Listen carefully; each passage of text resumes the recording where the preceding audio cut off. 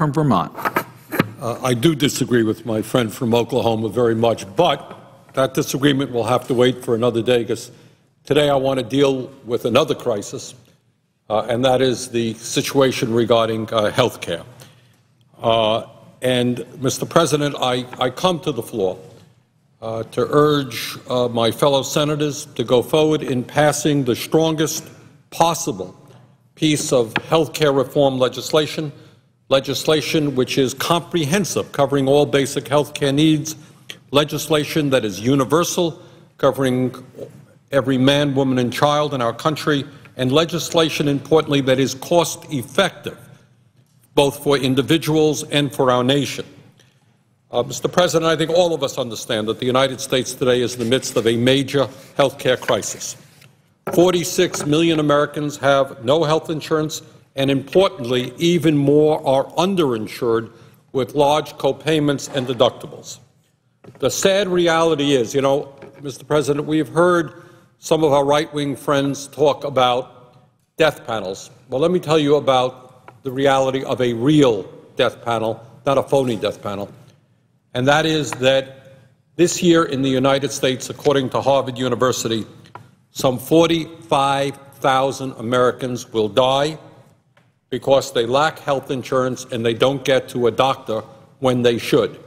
45,000 will die this year, and if we don't take action, 45,000 or more will die next year. This is the United States of America, and to see tens of thousands of our fellow country people dying because they don't have access to a doctor is an abomination. It is not acceptable, and that needs to change. Among many other reforms that we need to bring about as we go forward with health care reform is a revolution in terms of primary health care. Today, 60 million Americans, including many with health insurance, do not have access to a doctor, and the result of that is that when they get sick, they go to the emergency room at great cost, or they delay getting health care and they end up in the hospital being treated for a far more serious illness than they would have had if they were treated initially. Clearly, this is an absurdity. It costs us lives, it costs us money, and we have got to change that. I am very happy to say that in that regard, I have introduced legislation that has 25 co-sponsors in the Senate and which has been incorporated into the Health, Education, and Labor Bill, which would quadruple the number of federally qualified community health centers in our country over a 6-year period, which would mean that there would be a community health center providing excellent quality health care, dental care, mental health counseling, low-cost prescription drugs in every underserved area in a country. We go from about 1,300 centers to 5,200 centers. And we would also, in this bill, increase by 10 times the amount of money for the National Health Service Corps so that we can pay the debt forgiveness, we can provide debt forgiveness for those people in medical school who want to practice primary health care, of which in Vermont and around this country is a desperate, desperate need. We absolutely need to increase the number of primary health care physicians that we have. Mr. President, when we talk about health care reform, we have also got to include dental care. Dental care is often sometimes pushed aside, but I can tell you that in many regions of this country, people are finding it virtually impossible to gain access to a dentist, and oftentimes they simply cannot afford the dental care that they need. So when we talk about health care, we've got to include dental care in that.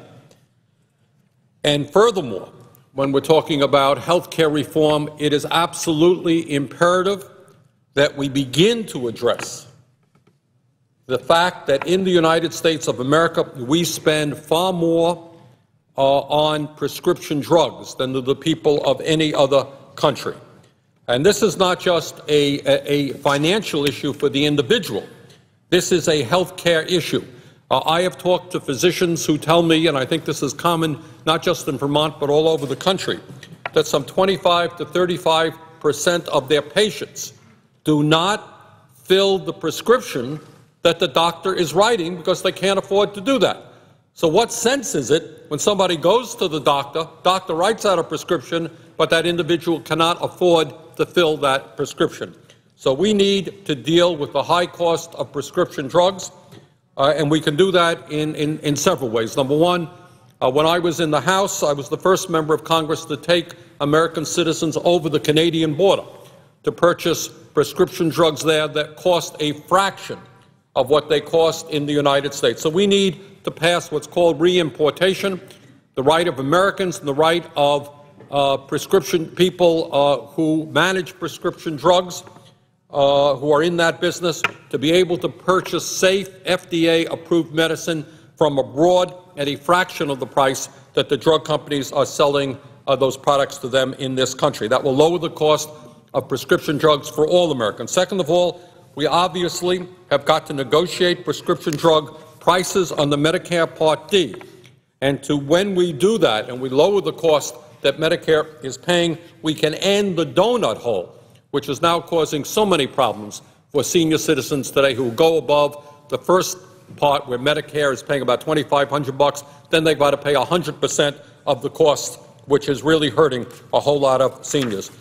Thirdly, we must deal with the biologics issue. My colleague, Senator Sherrod Brown of Ohio, has been very strong on this so that we stop drug companies from having exclusivity for 12 years, preventing generic companies from getting into the market and lowering the cost of biologics. That's a very important issue. Mr. President, any serious health care reform legislation must include strong cost containment.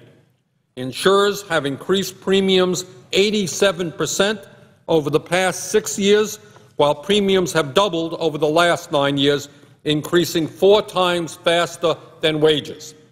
If present trends continue, health insurance premiums will double over the next 8 years, which will be a disaster for millions of Americans and, in fact, for our entire economy. Today, the United States spends far more per capita for health care than any country on earth. And that is a very important point for us to understand. We are now spending over $7,000 per person. And yet, despite spending almost twice as much as any other industrialized country, our outcomes in terms of infant mortality, in terms of life expectancy, in terms of immunization and preventable deaths is often behind other countries. So we are spending huge amounts of money. We're not getting value for what we are spending. The cost of health care in this country is now 16% of our GDP, and it continues to soar at a rate that is basically unsustainable. So this is not, again, just an issue for individuals. This is an issue for our economy and for our nation. If you look at a company like General Motors, which went bankrupt, was spending more money on health care per automobile than they were on steel.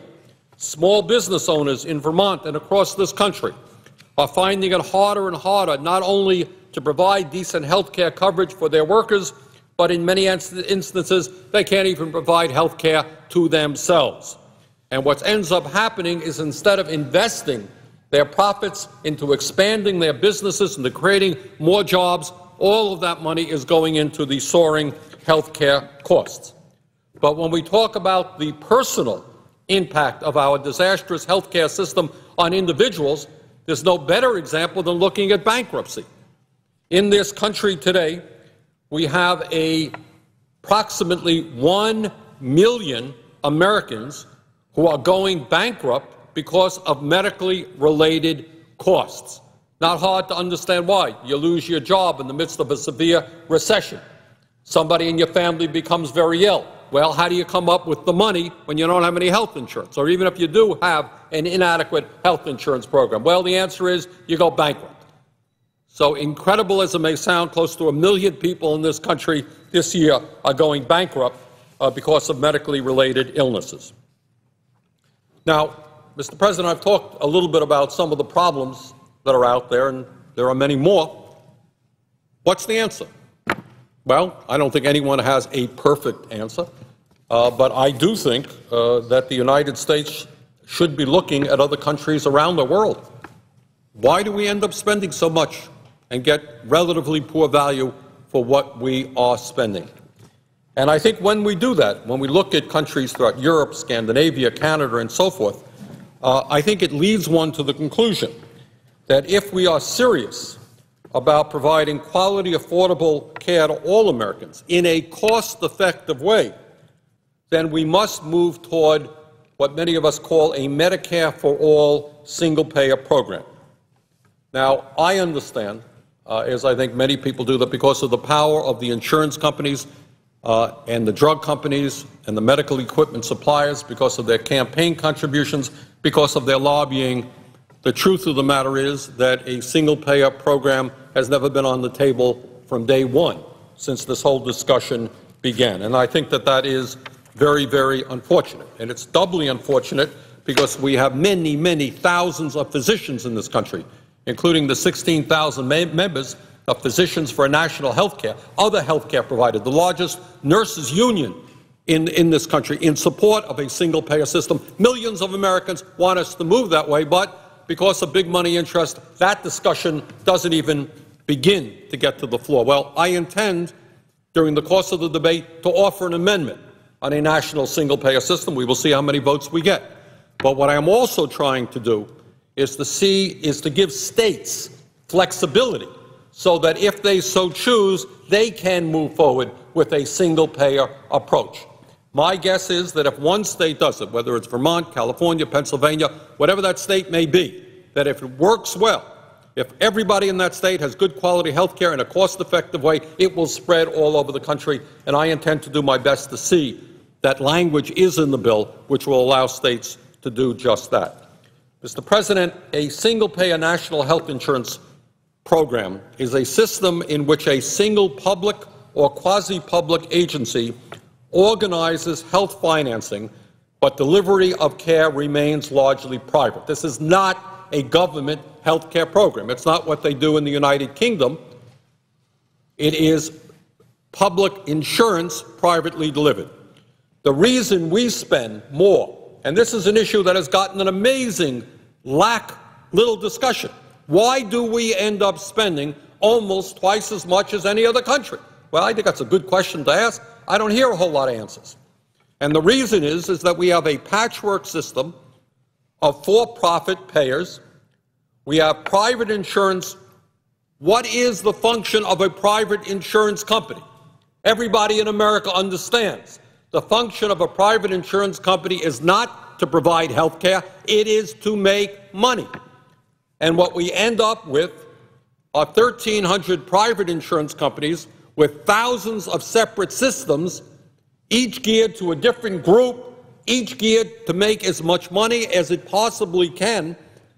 And the result is that we as a nation are spending about 30 cents of every dollar not on doctors and medicine and nurses. We're spending it on administration and bureaucracy, huge profits, advertising, billing, sales, marketing, you name it. We spend it rather than spending it actually on trying to keep people healthy or make them well. Single-payer financing is the most significant way that I know to end the waste and bureaucracy of the current system. What the studies suggest is that if we move toward a single-payer system, we would save over $350 billion every single year, getting rid of all of that bureaucracy, that waste, the paper shuffling that has nothing to do with making people well. Under a single-payer system, all Americans would be covered for all medically necessary services, including doctor, hospital, long-term care, mental health, dental, vision, prescription drug, and medical supply costs. In other words, unlike anything else that I've been hearing, it would be comprehensive, all of your basic health care needs. Patients, of course, would remain free to choose the doctor and hospital that they would want, and doctors would retain autonomy over patient care, which often is not happening today, as they have to argue with insurance companies as to what kind of therapies they can prescribe. Mr. President, physicians would be paid fee-for-service according to a negotiated formulary or receive salary from a hospital or nonprofit HMO group practice. Hospitals would receive a global budget for operating expenses. Health facilities and expensive equipment purchases would be managed by regional health planning boards. A single-payer system would be financed by eliminating private insurers and recapturing their administrative waste. Modest new taxes would replace premiums and out-of-pocket payments currently paid by individuals and businesses. Costs would be controlled through negotiated fees, global budgeting, and bulk purchasing. Well, Mr. President, that is where, in my view, we should be going. That is not where we will go. As I said earlier, that approach is anathema to the insurance companies, to the drug companies, to the medical equipment suppliers, to all of the big money interests. And they have, unfortunately, enormous power over what goes on here in Congress, so we are not going to go there. Now, let me just say a few words of where we are going. And obviously, we are in the middle of that right now. The House last week came forth with their bill. Senator Reid, Majority Leader Reid, is now trying to meld the two bills here in the Senate from the Health Committee and from the Finance Committee, and we expect that that new legislation will be out very shortly. I have not seen it. I don't know that anybody has. But let me just say a few words of concern about what I have seen in the discussion and the legislation that has been passed in the Senate. First of all, the average American, and I get this in Vermont every day, and I'm sure you get it in Maryland every day, Mr. President, is people can say, all right, hey, good, health care reform, that's great. What's it going to cost me? Hey, what do I get? How much am I going to have to pay, and what do I get for what I pay? That is the question on the minds of millions of Americans. And the answer is, at this point, and again, we have not seen Senator Reid's bill, which will be out almost momentarily, but let me just tell you about what was in the finance bill, the Senate finance bill, so everybody has a sense of what we're talking about. Under the finance bill, and that's going to change, that is going to change, whether it goes up and down, I don't know, but it will change. A family of four in Vermont earning $44,000 a year, which is not an unusual sum in my state, would pay about $3,087 in annual premiums, while the federal government would pick up the rest of the total of $14,700 in premiums. And in a year with high medical expenses, in other words, somebody gets ill, somebody has an accident, you end up in the hospital for 3 weeks, that family would pay up to $5,800 out of pocket. So you got premiums of $3,087, out-of-pocket cost of $5,800. That is a total potential payment in premiums and out-of-pocket expense of $8,887 for health care under the Finance Committee's bill. This would be about 31% of the net income, after-tax income, of a family in Vermont, and I don't know if Vermont is any different than Maryland or any other state, earning $44,000. 31%. Now, Mr. President, somebody could tell you that's health care reform, but I really don't see it. Asking people in this country who admittedly have a tough year with illness to pay 31% and say, hey, we passed health care reform, that frankly is not good enough for me, and I am going to do everything I can to make sure that the final product out of the Senate is a lot better than that for ordinary middle-class families. Second issue that concerns me as we proceed down the line in terms of this health care debate is the issue of public option. I think there's a lot of confusion about what a public option is. But let me say this. My belief is that the vast majority of the American people want to have a choice as to whether or not they stay in a private insurance company or they go into a Medicare-type public option, which is funded by premiums. It's not Medicare. It is funded by premiums. But there are large numbers of Americans, for right reasons, I agree with them, they do not trust private insurance companies because they understand that a private insurance company wants to make as much money as possible off of their premiums. They would like the choice of looking at and maybe going into a public option. My view is we should make that choice available to as many people as possible. And I have the sad thought that many folks out there are hearing us talking about public options. Hey, that's great. I'm going to have a choice. I don't like my employer-based health care bill now. I'm going to have a public option. That's great. Well, let me break the bad news to you if that's what you believe. That ain't the case as it now stands. Relatively few people who are currently uninsured, small, very small businesses, people who today get their insurance companies privately for themselves or their families, self-employed. Those are the people for whom a public option is currently available based on what's been passed. I think that's wrong. I think we have got to expand it. Frankly, I think virtually every American should have that choice. You know, there's great debate. Should members of Congress have the public option? Our right-wing friends are talking about, yeah, we should. And if a public option is better than private Blue Cross Blue Shield or private insurance companies, many of us would take it. But like everybody else, we deserve the option. That's what it is, an option. If you like private insurance, it's working well for you, stay with it. You like the public option, it's better for you, you go with it. Let's give as many Americans the choice, not 2%, not 3%, but the vast majority of the people in our country who now are in private insurance.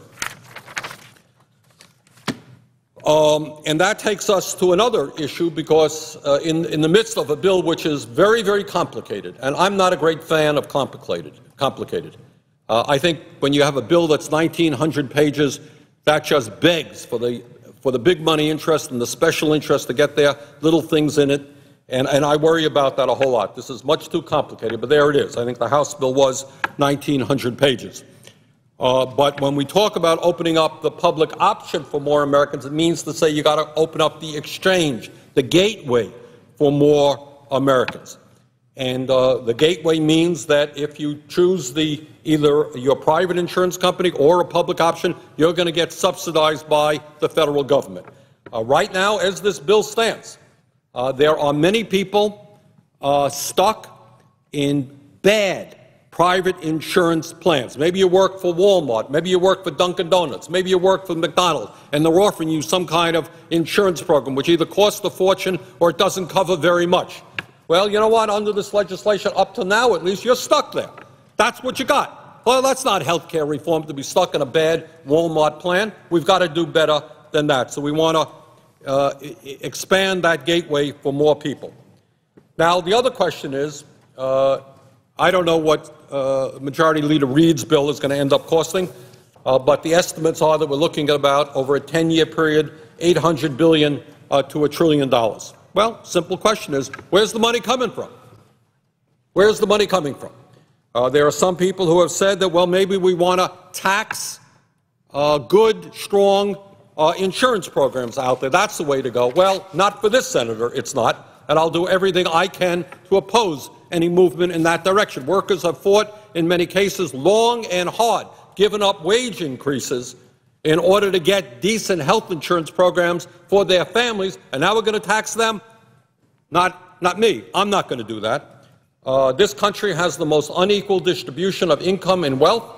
Rich are getting much richer while the middle class is shrinking, and I think it is fair, as we move forward in health care reform, to ask the wealthiest people in this country to start paying their fair share of taxes.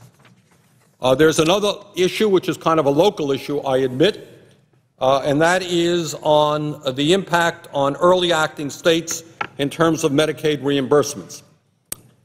It was just in the newspapers today, and I'm very proud of this, that for whatever it's worth, according to some group, the state of Vermont is now the healthiest state in the country. And what that tells me, and what I know for a fact, is that Vermont, which is not a wealthy state, has said that we are going to take care of our kids. We're going to make sure that as many kids as possible are involved in what we call, our S-chip program is called Dr. Dinosaur. It's a very good, popular program. We're going to have other public health insurance programs. We're going to do the best we can. And I'm proud that Vermont today was acknowledged to be perhaps the healthiest state in the country. And you know what, Mr. President?